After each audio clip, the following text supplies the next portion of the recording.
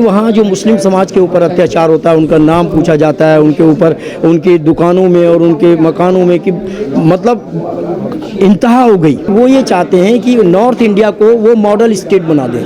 यही काम योगी कर रहे हैं, यही काम धामी कर रहे हैं, दोनों। सरकार की जो विफलताएं हैं, सरकार उस पर पर्दा डालना चाहती है। वो ये चाहती है कि मुसलमानों के साथ उनको सप्रेशन में लाया जाए और किसी तरीके से एक दबाव बनाया जाए और दबाव बनाने के बाद अपनी नाकामयाबियों को छिपाया जाए। मैंने एक दिन मुख्यमंत्री जी से कहा कि जो बार बार आप ये कहते हैं थूक जात, लफ्ज़ जात, लैंड जात, आप इनके लफ्ज़ी मायने जानते हैं?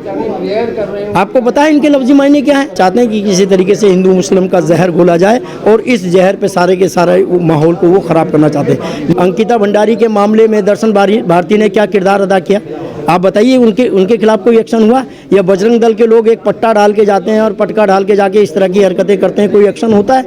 एक्शन सिर्फ मुसलमानों के लिए। भारतीय जनता पार्टी ने हमको सिखा दिया कि किस तरीके से काम करना है।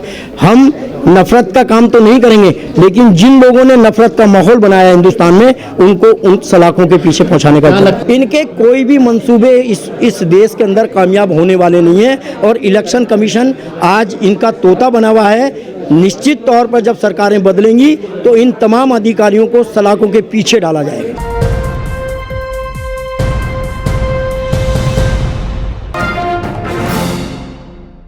इस वक्त हम मौजूद हैं दिल्ली के प्रेस क्लब में। याकूब सिद्दीकी साहब हमारे साथ पीसीसी के जनरल सेक्रेटरी हैं। आज यहाँ पर एक रिपोर्ट पेश की गई है जिसमें हेट क्राइम को लेकर के उत्तराखंड की अगर बात की जाए तो नंबर 1 पर आया है। क्या कहना चाहेंगे इस रिपोर्ट? देखिए साहब, वहाँ सरकार की जो विफलताएं हैं, सरकार उस पर पर्दा डालना चाहती है। वो ये चाहती है कि मुसलमानों के साथ उनको सप्रेशन में लाया जाए और किसी तरीके से एक दबाव बनाया जाए और दबाव बनाने के बाद अपनी नाकामयाबियों को छिपाया जाए, अपनी विफलताओं को छुपाया जाए। यही सब सरकार का मकसद है। हालांकि वहाँ जो मुस्लिम समाज के ऊपर अत्याचार होता है, उनका नाम पूछा जाता है, उनके ऊपर उनकी दुकानों में और उनके मकानों में कि मतलब इंतहा हो गई।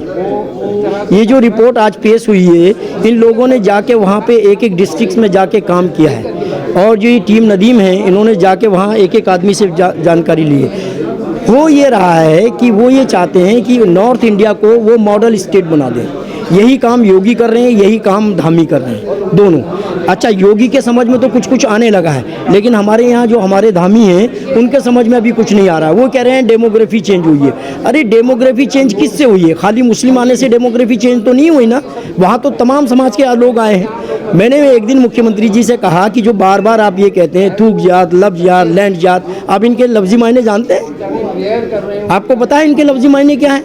लेकिन उनका बार बार ये, चूँकि वो भी पोलराइजेशन करना चाहते हैं, वो हिंदुत्व को ये चाहते हैं कि किसी तरीके से इस नाम पर उनकी और कोई काम तो है नहीं हिंदुस्तान के अंदर, और तो कोई काम उन्होंने किया नहीं। 8 साल से सरकारें हमारी हैं, 15 साल से सेंट्रल में सरकारें, मरकजी हुकूमत भी हमारी, उनकी और सूबाई हुकूमत भी उनकी, सारी चारों तरफ से विफल है। लेकिन वो ये चाहते हैं कि किसी तरीके से हिंदू मुस्लिम का जहर घोला जाए और इस जहर पे सारे के सारे माहौल को वो ख़राब करना चाहते हैं। लेकिन हमारे उत्तराखंड की जो देवतुल्य जनता है वो ये सब समझ चुकी है। अब वो इनके छलावे में नहीं आने वाली। धीरे धीरे चीज़ें नॉर्मल होंगी और 2027 में ये परिवर्तन आएगा।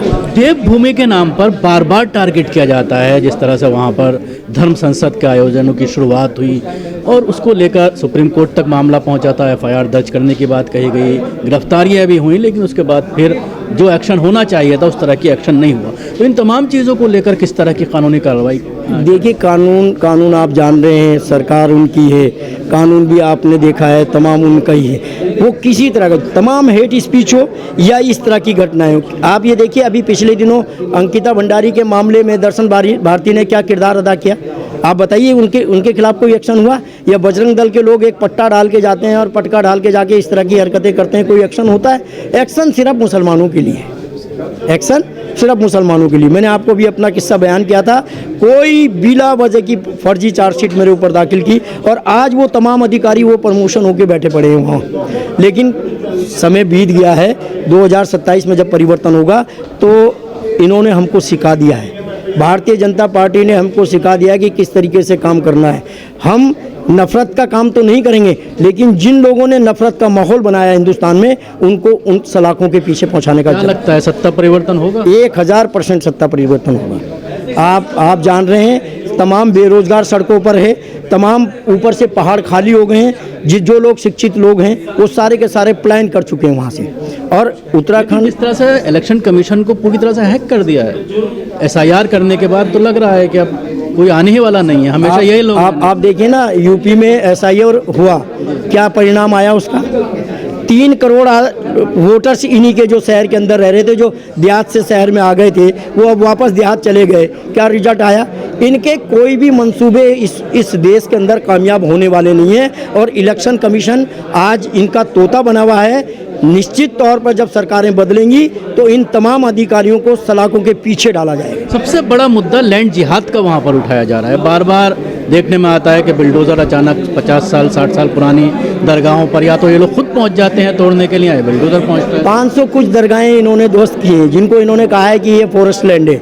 मैं ये कह रहा हूँ कि पूरे पर्वत में जो जिसको ये देवभूमि कहते हैं, तमाम जो भी चाहे हिंदू समाज का था या मुस्लिम समाज का था, जितने लोग वहाँ गए हैं उन्होंने अपने अपने स्थान बनाए हैं ना। आपने खाली मजारों को क्यों टारगेट किया? आप पोलराइजेशन चाहते हैं देश के अंदर ना, लेकिन देश की जो देवतुल्य जनता है वो ये जान चुकी है, अब वो इनके मकरो फरेब में नहीं आने वाली।